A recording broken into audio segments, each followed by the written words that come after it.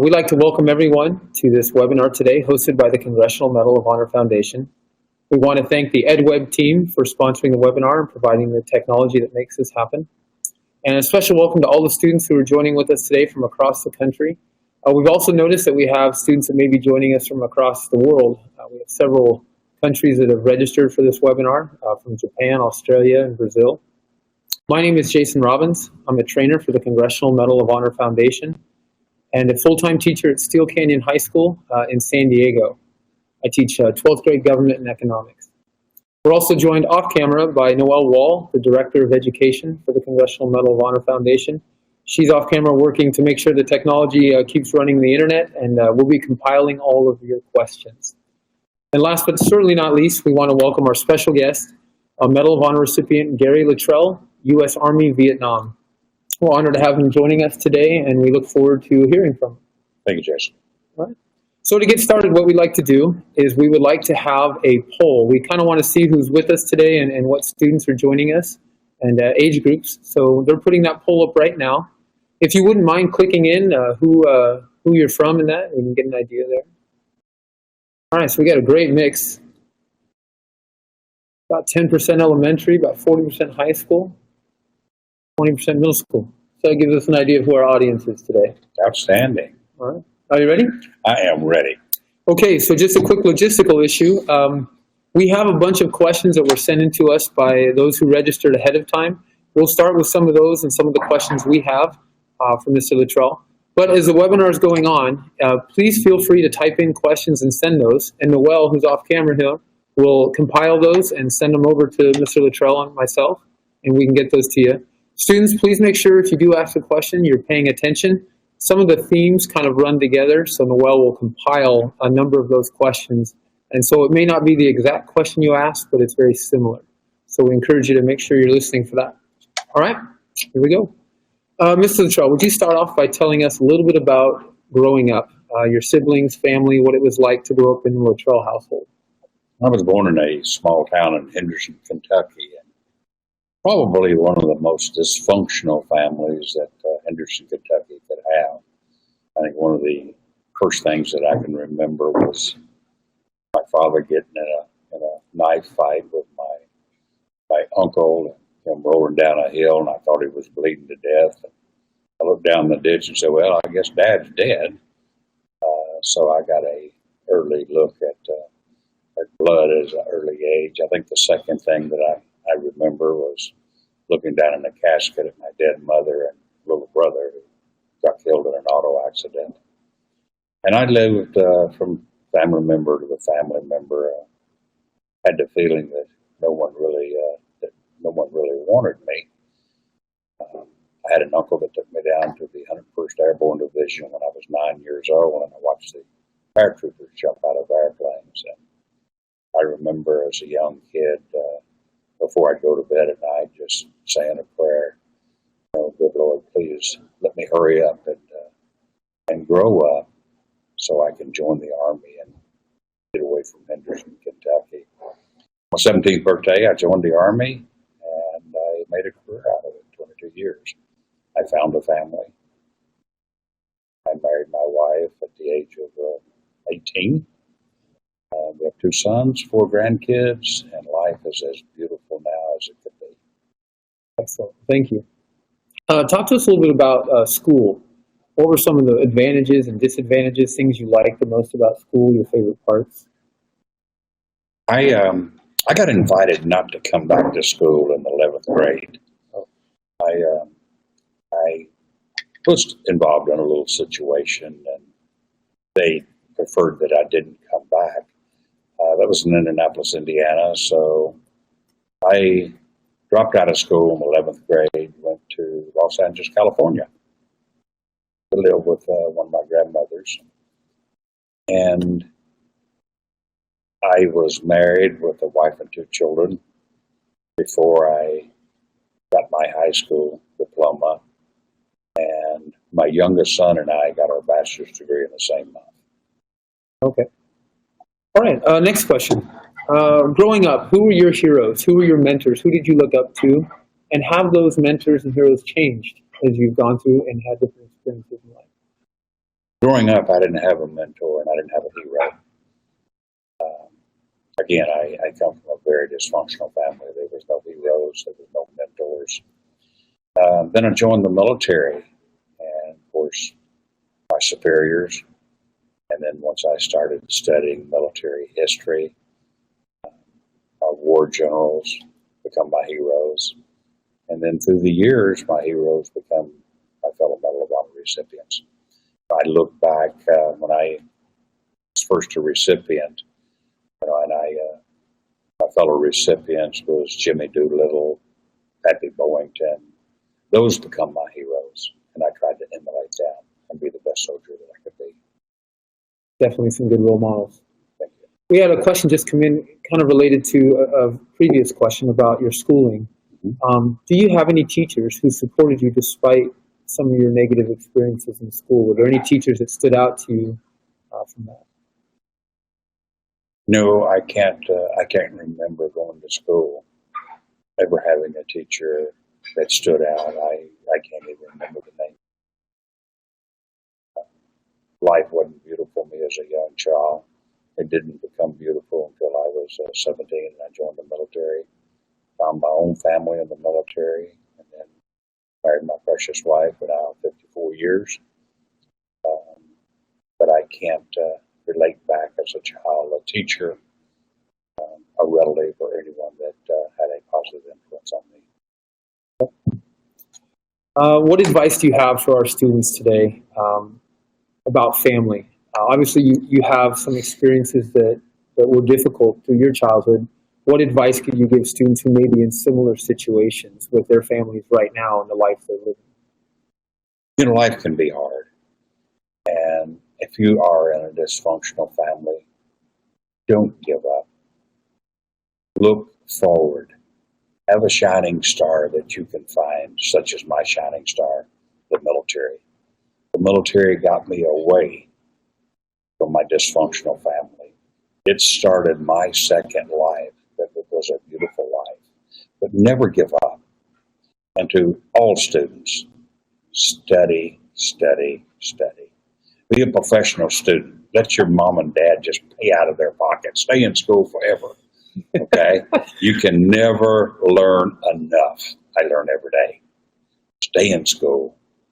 Be positive. And let that positive radiate through all your family, friends, and everyone around you. What was it about seeing the soldiers jumping out of the airplanes and going to the Army base that really inspired you and helped you kind of move forward with that plan in your life? I remember when my uncle took me down to Fort Campbell, I had no idea they were paratroopers. And we went out on the drop zone, and I didn't know what was going on. It was family weekend. And I looked up, and C-119, they call it the old flying boxcar, for some of you old Air Force guys, come by, and I seen these little specks coming out the back of the C-119. I turned them on. What are those? He said, those are paratroopers. I said, what are paratroopers?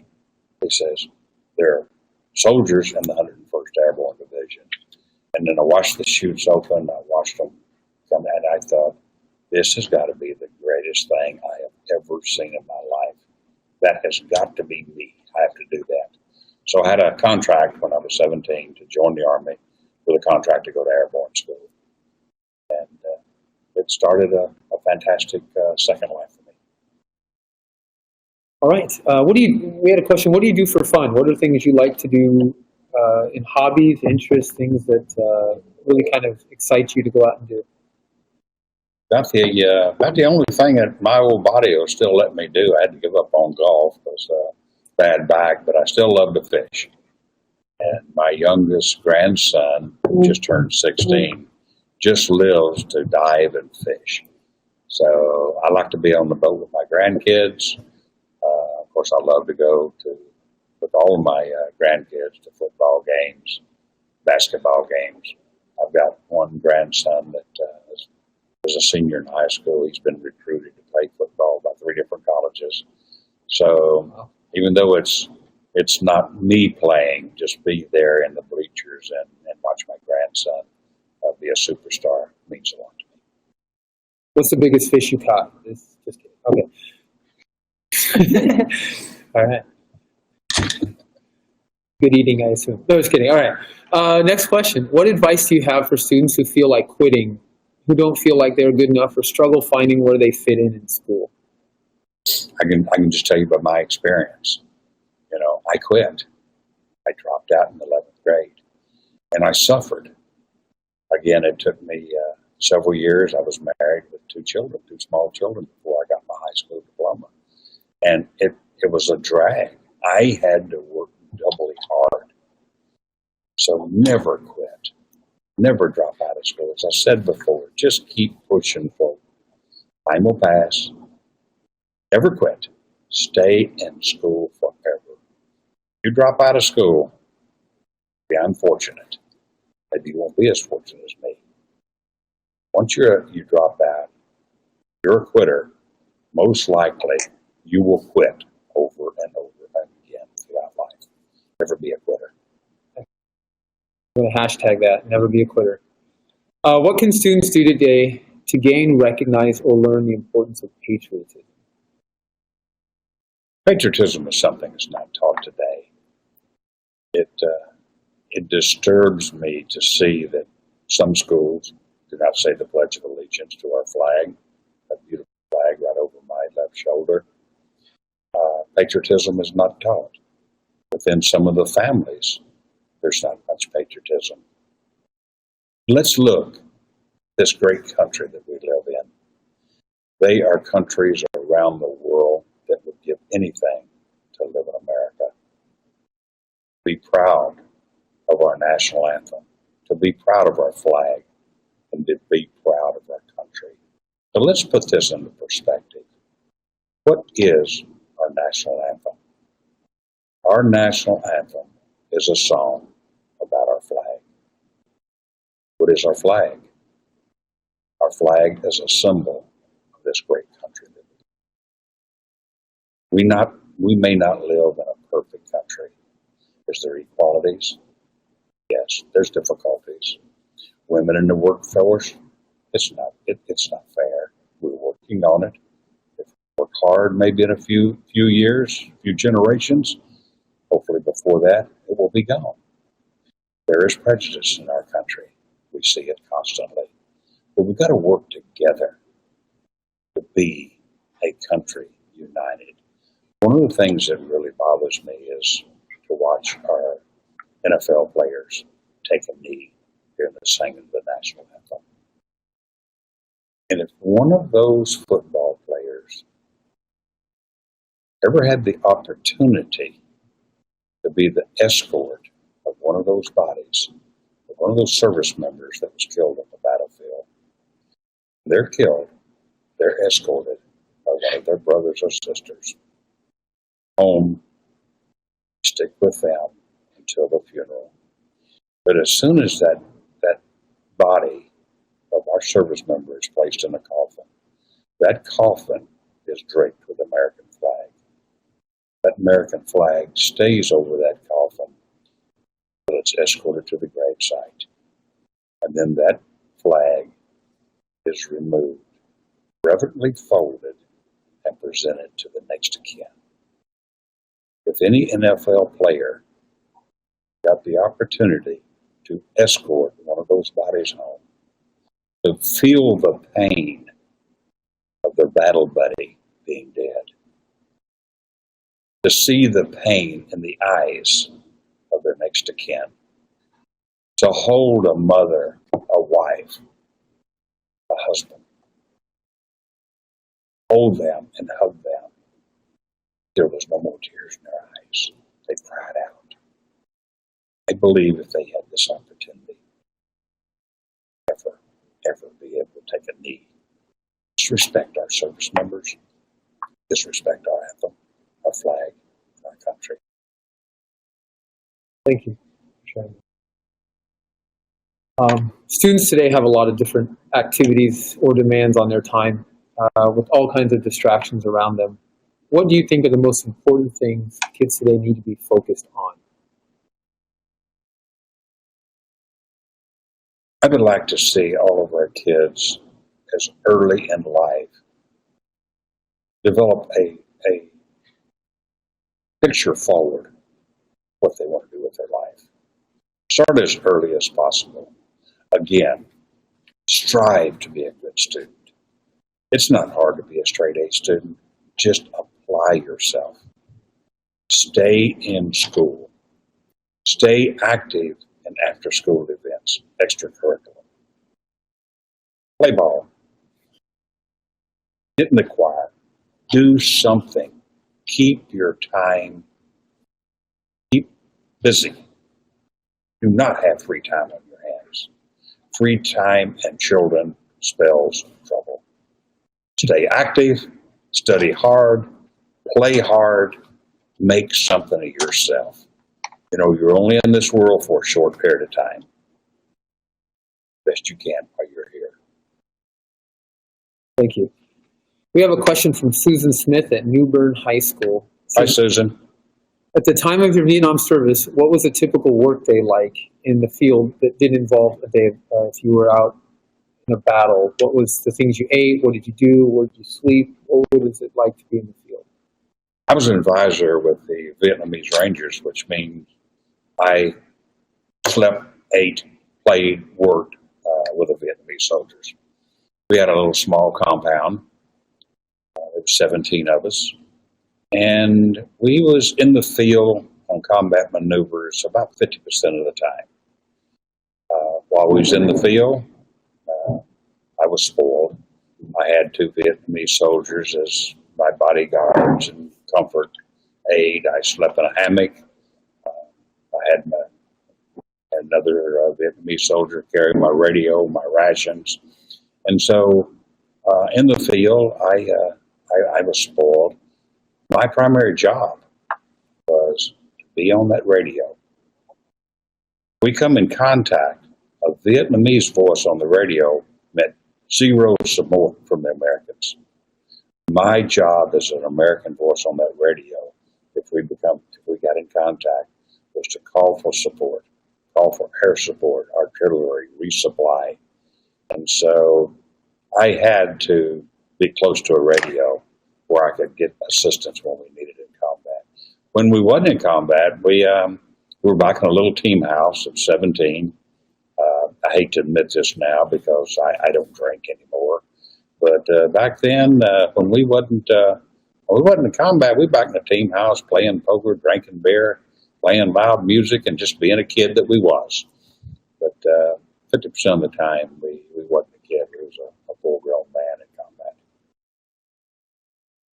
Would you expand a little bit on what you mentioned just a second ago about why did it have to be an American voice on the radio? In your living history, you talked about how if there was an American voice, help wouldn't come. What on the other end of that line was so important about having you on there? Well, you know, the enemy had radios also, and it was country. It was the North fighting the South. They spoke the same language.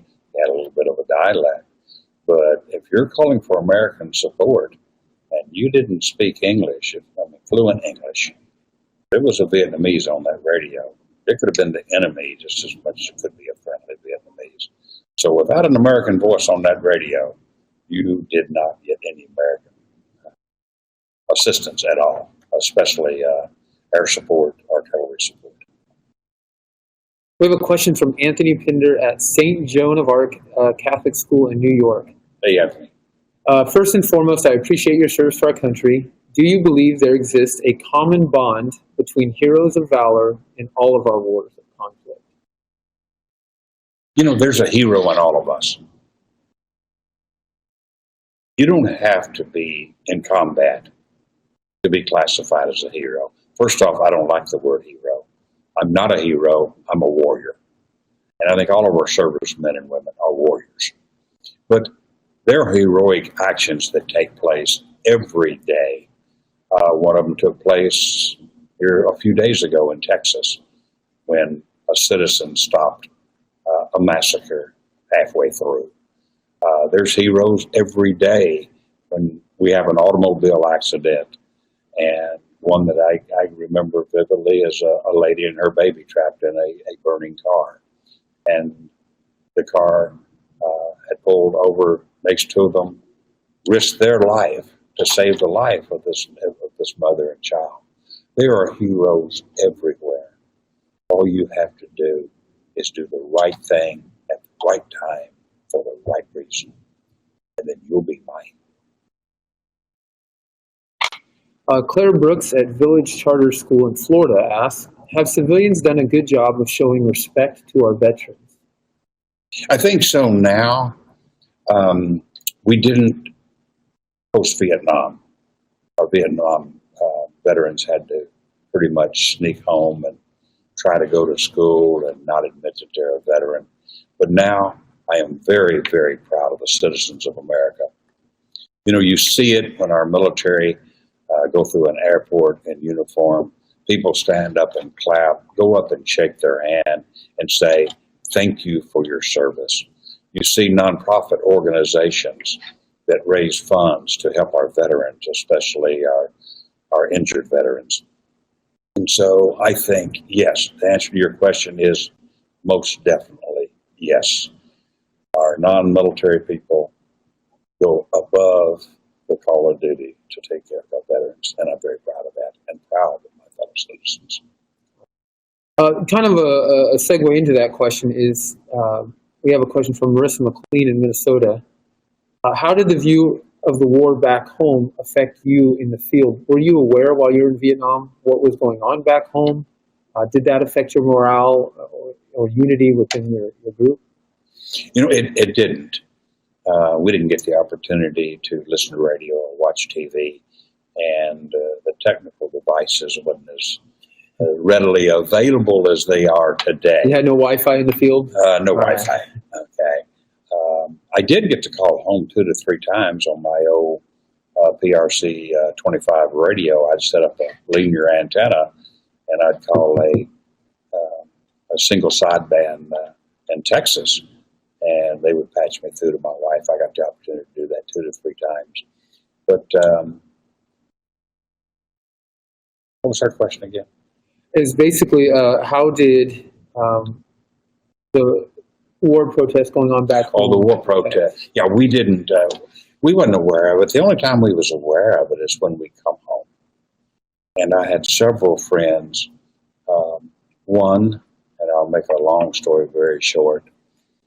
He come back from Vietnam, tried to go to college. He couldn't because of the war protests in the college. Suffered from post-traumatic stress, ended up living in a cave in upstate New York for quite some time. Finally, he and his wife was able to bring him out of a cave, get him help, and he's now a counselor in school and is doing extremely well. So there was a lot of a readjustment when we come back from Vietnam. We knew we was not welcomed home. We knew that society had a dim view of us, but we adjusted. Thank God that's not happening now.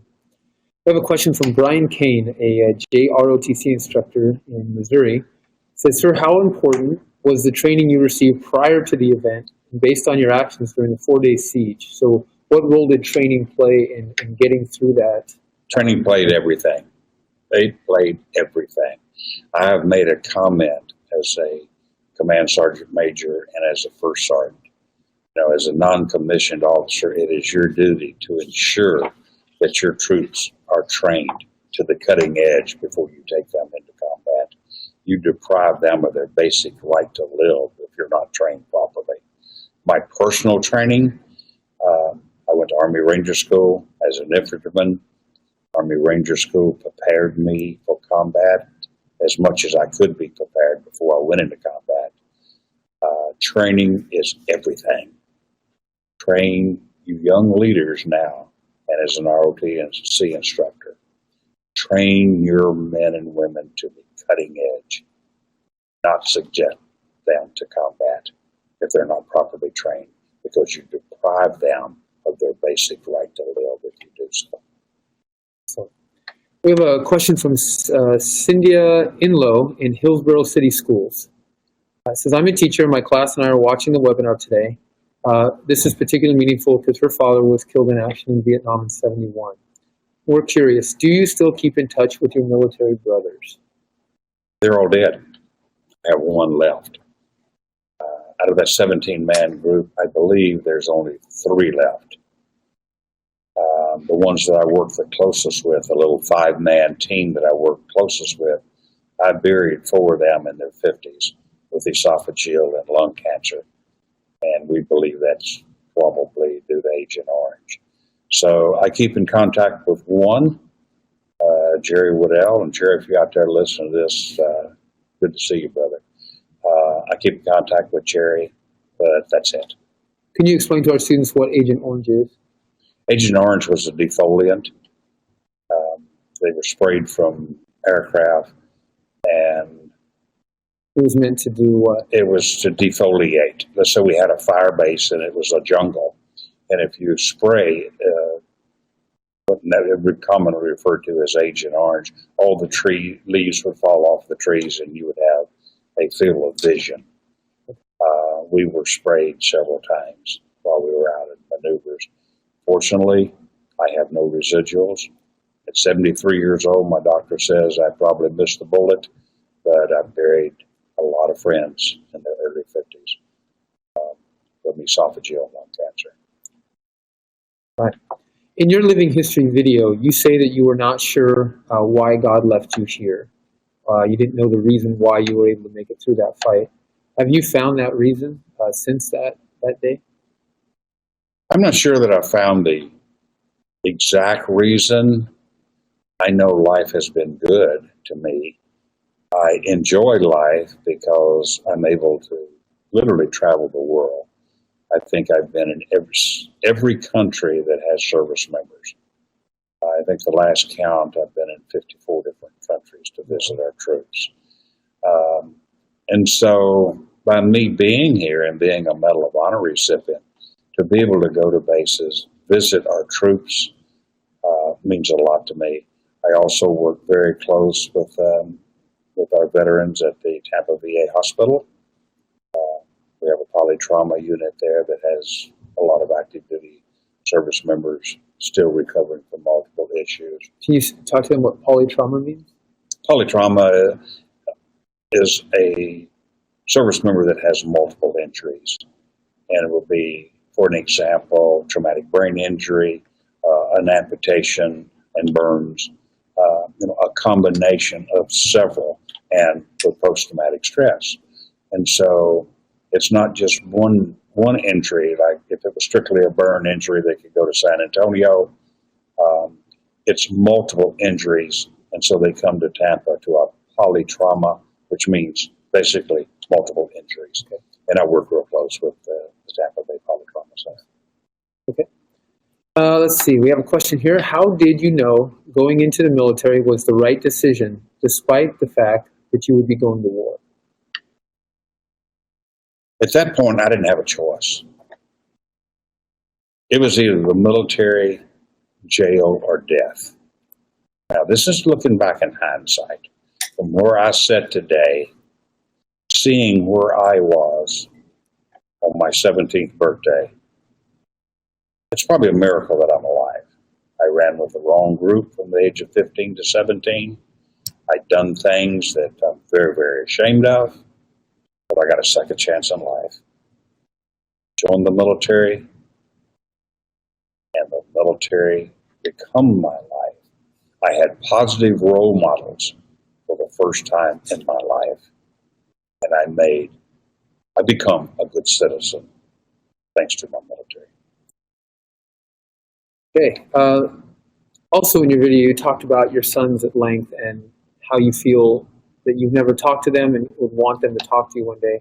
Have your sons ever asked you about Vietnam, and what was their reaction if they did? I'm very proud of both of my sons, even though they were traitors. They joined the Air Force and learned to fly airplanes instead of being an airborne ranger and getting out in the woods and getting dirty. But how do you really feel? I'm really proud of my sons. They have done a fantastic job, and each of them have given me 2 beautiful grandchildren. But no, neither of my sons have ever come up to me, like I said in my video. They've never come up to me and say, "Dad, sit down, let's talk about Vietnam. It's just Vietnam is a subject that's never discussed around my household, and I'm okay with that.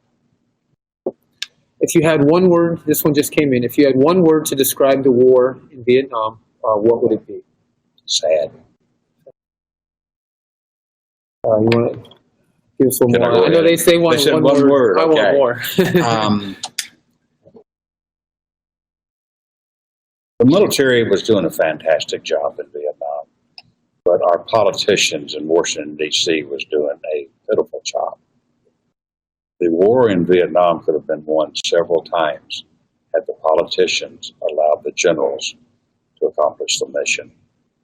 But for those out there, especially my Vietnam veteran friends, if you're out there and you're listening to this, don't let anyone tell you we lost the war in Vietnam. That is far from the truth. What was the war about? The war was to stop the spread of communism. The word communism back then is the same as terrorism now. America and Korea and Vietnam showed the world that we was willing to stand up to stop the spread of communism. The Iron Curtain would not have come down had it not been for the Korean War and the Vietnam War. We won in the long run. What motivated you to do what you did in those moments? How did you find that type of courage? Where did that come from? There was no courage. The first day, there was 4 Americans, 473 Vietnamese soldiers. The first mortar attack killed 1 American, seriously wounded 2 Americans, killed a battalion commander, and all of a sudden I found myself in charge of a Vietnamese Ranger battalion. So there was no courage. I was a non-commissioned officer that had a job to do, and it took me 4 days and 4 nights to accomplish the mission. Nothing heroic. I was doing my job as any non-commissioned officer placed in that situation, or any commissioned officer placed in that situation, would do today. The question that kind of tailed with that was, what was the time of your action? What was it like a blur? Do you have very detailed memory of it? Is it something that just happened in the moment? As far as like tunnel vision, or just going and doing what you were trained to do? Well, the battle lasted over 4 days and 4 nights. Now, there's no way that the human body can stay awake for 4 days and 4 nights. So I had to have taken some little cat naps. I don't remember. I can't remember saying, okay, I'm going to go lay down and sleep for an hour. You know, that never happened. It was just 24/7. And so I didn't have time to think about what was happening. I had to react to the situation, and thanks to my training, primarily to my Ranger training, we survived the 4 days and 4 nights. There's very little of that battle that really sticks out. It's probably more a fog now after all these years. I can remember 2 to 3 things that look a bit too unpleasant to discuss, but you know, there are 2 to 3 things that stand out. But pretty much that 4 days and 4 nights to me now is a foggy situation. What are some things we can do today, even small things, big things, to show our appreciation to men and women who serve in uniform? I think getting actively involved, volunteering with organizations that support our veterans, especially those that are injured. You know, we've seriously injured over 50,000 in Iraq and Afghanistan. So volunteer. There are a lot of places in Florida. We have an organization called Operation Outdoor Freedom that takes wounded veterans hunting and fishing. A lot of the veterans that are seriously wounded suffer from post-traumatic stress. And if they just stay home and sit on the couch, it's a dangerous time for them. You know, 50, I think it's think 53 veterans a day kill themselves. You know, volunteer with these organizations that can get these veterans off the couch, back out with their fellow veterans. Volunteer at VA hospitals. And then when you see a service member, it's real easy. Just walk up to them, shake their hand, and say, thank you for your service. Please and thank you are two magic words. Thank you goes a long way to our veterans. Question just came in. What was going through your mind when you found out that you were going to receive the medal? Will you talk about that process and what it was like to first learn you were going to do that, and then the actual ceremony itself? That's a long story, but an interesting story. So we'll shorten it. Uh-huh. I left Vietnam. I was told at my going away party that I had been recommended for the Medal of Honor. So I go back as an instructor in Ranger School, go back for a second tour in Vietnam, go back to the 101st Airborne Division, and 3.5 years later, I had completely forgotten pretty much everything. And you don't go into battle looking for awards. I was called down to Commandant General's office, General Sidney B. Berry. Had no idea while I was going to his office, but I've been in there a couple of times. Wasn't really pleasant. Normally just chewed my butt and told me to go do a better job. But he called me in. You that bad?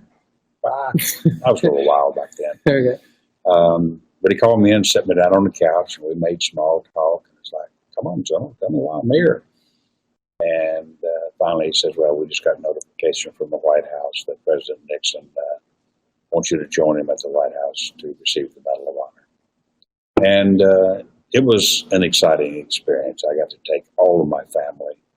We went to D.C. for 5 days, 5 nights, done a lot of sightseeing, toured the White House, toured the Pentagon. Really great. And then I come home, come back to the 101st Airborne Division, went back to work. Back to it. All right. Let's see. How long did you stay in the Army, and what did you do when you got out? Where did your career take you after that? I spent 22 years in the Army. I retired at the rank of Command Sergeant Major. And then I started a second career with the Veterans Administration. And after I retired from the Veterans Administration, I got very actively involved with the Medal of Honor Society. I was vice president for 2 years, president for 4 years. After that, I volunteered and a lot of volunteer work at our VA hospitals. And now, currently, through my volunteer work at the Tampa VA hospital, I've seen a need for medical rehab equipment that the VA did not have. And at the present time, I'm the president of a medical rehab company that provides rehabilitation equipment to the Veterans Administration. This morning at breakfast, you talked a little bit about some of the really cool things you're doing for our veterans and the glove and so on. What do those things look like, and what are they meant to do? We have one Therapeutic Glove. It's a combination of 3 things. It's positive range of motion, which means the glove forces the use of your fingers, bending of the fingers. And it also has electrical stimulation and a vibration. And with a quadriplegic, if they have a portion of their spine left, if it's a total severance, we can't do anything. But if there is a portion of their spine still intact, we've been able to help them regain the use of their hand. The protocol calls for 1 hour a day, 4 days a week for 10 weeks. And 40 hours, we've been able to help an awful lot of individuals that has had no use of their hands for a year or two to regain use of their hand. Okay. We're now looking at expanding this into the stroke patient world, because when a patient has a stroke or a person has a stroke, sometimes that will weaken one half of their body, and we're looking now at using my Therapeutic Glove to help them regain strength in the hand of the weakened side. All right. Well, thank you. We had a question just come in. Is the pain of loss still with you from the war? The pain is there. As I said earlier, I wish some of the NFL players would have the opportunity to witness losing their buddy and escorting that buddy home. The one that sticks out most prominent in my mind was Sergeant Martinez from El Paso. And I evacuated him from the battlefield. I escorted the body home all the way to the gravesite, standing there when that flag was floated. And those memories will remain. Again, that's why when I see our NFL players taking a knee for the national anthem, it really hurts my heart.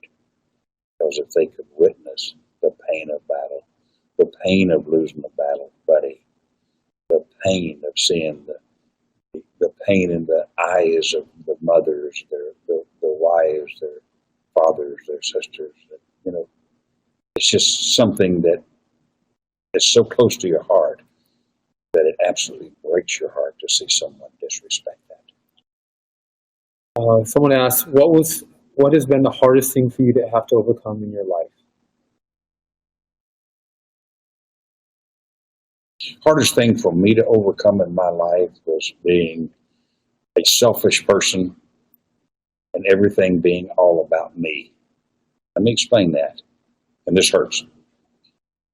When I retired, my precious little wife looked at me. She said, "You was the best soldier I ever met, but you could have been a better father and a better husband." And that hurt.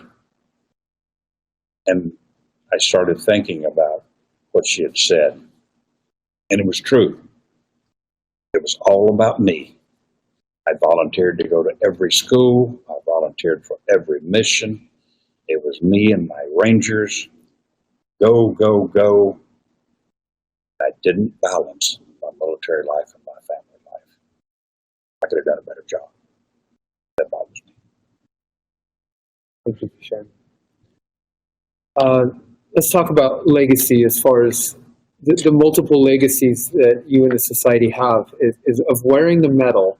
What legacy do you want to leave behind? And what legacy does the Medal of Honor Society want to leave behind? What's your goal? What's your message to the world, to the students out there?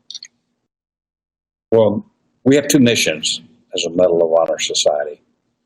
One is to foster patriotism in youth of America to become better citizens. And we're doing that through our character development program. The other is to form a bond of brotherhood amongst the living Medal of Honor recipients. And we do that very well. I have 73 brothers that, again, today, I would be willing to give my life for. They're probably closer to me than my blood family. I have much blood family. The ones I do have, I don't care about. But I care about my military family. So, pretty much, that's it. Let's see. We have a question here. What do you think of modern depictions of the Vietnam War? There's the new series out on PBS by Ken Burns, and it's certainly being talked about a lot more than it used to be. What do you think about how the media or how Hollywood or anyone, history is defining the Vietnam War today? I don't watch anything from Vietnam. For me, Vietnam is history. I have no desire to go back to Vietnam on vacation. I have no desire to watch any war movie about Vietnam. I don't like war movies anyway. It just glorifies horrible things. War is not glorified. War is horrifying. And the day one person takes the life of another human, that person's life has changed forever. So glorifying a battle is something that I can't participate in. I don't watch war movies, so I can't answer your question. I can't judge that. Since wearing the medal, how many students do you think you've been able to meet with, and how have they impacted you? What lessons have you taken away from your opportunities to go to these schools to talk to kids? As I have no idea how to gauge how many Been doing this for 40 years. Okay. Thousands. Okay. What have you learned from them? What surprised you? I have had some students that have stayed in contact. They've asked for my email address and have stayed in contact. And with some of them, I have progressed their military, their actual education system. Several of them have asked me for letters of recommendation to go to college. Some have asked me a letter of recommendation for the military academies. Okay. And so just by having that opportunity means so much to me. Okay, very good. Have there been times in your adult life when you wanted to quit? How do you overcome that feeling? I've never had the desire to quit. Never had to quit is not my vocabulary. Once you quit, the first time you quit, it might be difficult. But then the second time is easier, the third time is easier, the fourth time is easier. And pretty soon, you're a quitter. Never quit. Never give up. Do the right thing, the right time, for the right reason. And let's go into bullying for an example, okay? And I know bullying is a well talked about subject right now. But as a student, if you run with a group of people and that group decides that they're going to bully someone, and you'll turn to that group and say, guys, you're wrong, and I'm not participating in this, you will earn respect from that group because you're doing the right thing. Never be afraid to stand up for what's right. Never quit and never bow to peer pressure to do the wrong thing. That's a great segue into our next question is, you were part of the society when the CDP program started, the 6 character words. A number of our teachers that have tuned in today with their classes use the program. Why was this program so important? Obviously, it's going to come at a great cost of your time, monetary value. Why was this program something that you as a society felt had to get out to these schools and to these students? Well, one, it's part of our legacy to foster patriotism in the youth of America. But I look back at some of the families, even though I come from a dysfunctional family, I could look and see at functional families. And functional families taught patriotism, character, do the right thing, the right time, for the right reason. And in some of our old eyes now, we're looking into our inner cities where they was like me. There was no guidance. There was no positive motivation. I wasn't taught as a child to be patriotic. I was taught it was a dog-eat-dog world. Okay? So we feel that if the family can't or won't, if we can reach out to these students while they're in school and assist them with character, values, mission. And just so everyone's aware as well, there is a new program that just started called Live Up. It's not tied directly to the character development program, but there's a large amount of similarities to where students can work individually on these different character traits from home and do different activities that will help inspire these kids to do that. Were you a part of that, or was that? I was not a part of it, but I hope to be a part of it as the program progresses. It's a new program, but no, I didn't get involved in initiating it, but it's an outstanding program, and I'm proud of it. Awesome, thank you. Another question here. We've heard a number of recipients say that it's harder to wear the Medal of Honor than to earn it. What do you think they mean by that? I can take me for an example. I stayed on active duty. A lot of recipients, well, in fact, most recipients, once they receive the medal, they go into civilian life. But I stayed on active duty. And I was told that by General Berry. When he called me down in his office, he said, I want to share something with you. You probably won't understand what saying now, but you will someday. It's going to be harder to wear that medal than it was to receive it. Once you're a recipient of the Medal of Honor, every eye is on you. When I was in active duty, everyone in my company, even though it wasn't something that was talked about, my first sergeant is a Medal of Honor recipient. If my first sergeant says it, it's gospel truth. His word is gospel. He's a Medal of Honor recipient. Therefore, I had to be perfect 24/7. Now, you try that one time. Try to be perfect 24/7. How you doing? That was what was expected because I'm good. But you have to do your best. Now, as a Medal of Honor recipient, I'm not just representing me, Sergeant Littrell. I'm representing me, the medal, the military, our society, and our government. So I have to be perfect 24/7. So it is hard to wear.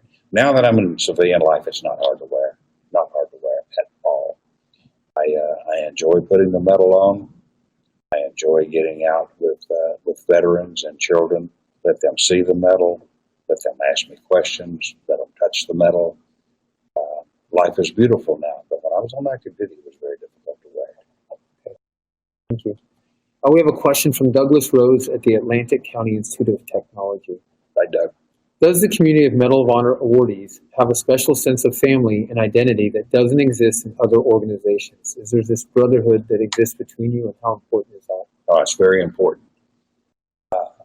I've watched Medal of Honor recipients, children, from a small age grow up, and now they have their own children. And the same with me. Most of the Medal of Honor recipients prior to our 11 new ones from Afghanistan, we have been brothers for close to 50 years. And we've watched our children grow, our grandchildren grow. When we go to a convention, we don't sit around and tell war stories. You know, we go there, it's, oh, how's Drew doing in football? Oh, he's doing good. You know, he's got 3 offers to play football for college. You know, these are the type things that my brothers in the Medal of Honor Society, it's like a family reunion instead of a convention. And we talk about family. We don't talk about war. Question just came in. What do you think is the biggest challenge that faces our current generation of students? The biggest challenge. The biggest challenge, I think, of the world is that we have to realize that God made all of us in His image. We have to realize that the color of our skin versus the color of someone else's skin should not cause us not to be brothers and sisters. The language that we speak. We can't hate someone because of the color of their skin, the language they speak, or their customs and traditions. I think the greatest challenge going forward in life is to view every human as the same and overcome the prejudice that is in the world, in our workplace. It's a challenge, but you can do it. Question, do you find that young people today are able to relate to your experiences in Vietnam? As you visit with them and talk to them, do you feel that they can truly grasp some of those difficulties or the experience you had? I think the children can relate to combat, not just Vietnam, because even though they're children, their grandfathers, their uncles, their fathers have been affected by war, the recent war on. And so I love talking with the children. The children love talking to us. Children have questions that will make your hair fall out, okay? But I love answering these questions. You never know the question that you get from a young child. And so, yes, I love talking with them. And pretty much I think they enjoy talking with us. Fair enough. What's the most important thing in your life right now? Most important thing in my life right now is my family. And I say, there's three things that you must be willing to die for: God, country, and family. For many years, I put country above family. There is nothing more important in my life than my family. My precious wife, my two sons, my two daughter-in-laws, and my 4 grandkids. They come before everything. Family first, everything else second. We got time for just a couple more questions. What advice would you say to someone who is struggling as a leader in school leadership, on a team leadership, or any kind of avenue in their life? What advice would you give someone that's just not doing a good job of being a leader or needs some advice? There are naturally born leaders. We're not all naturally born leaders. A natural born leader continues to progress in his leadership and can go all the way to the top. I dare say most of our military 4-star generals were born leaders. But then there are other individuals that are not born to be leaders. They're born to be subordinates. They can become leaders, but it takes a lot of practice. A lot of people does not want a leadership role. They are happy in a status quo, make a good living, provide for their families, and are happy. Leadership, I believe there are 2 types of leaders: born leaders and leaders that become leaders through positive role models and a lot of practice. Leadership is a challenge. Again, if you're a leader, your word is gospel. You have to be perfect 24/7 to be a leader. All right, and we'll do last question is more of an open forum here from you. Is last bit of advice. What's the one thing you want to tell students before we log off that you just want them to take away from today? Be fair. Be honest. Help your fellow students. The right thing, right time, right reason. And stay in school for a lifetime. Bankrupt your grandmother and grandfather, your mother, your father. Spend all of their money on tuitions. Stay in school. Be the smartest person out there. Spend all their money. I'm 40 years old. I'm still going to make sure my dad sees this one. It'll be fun. Okay.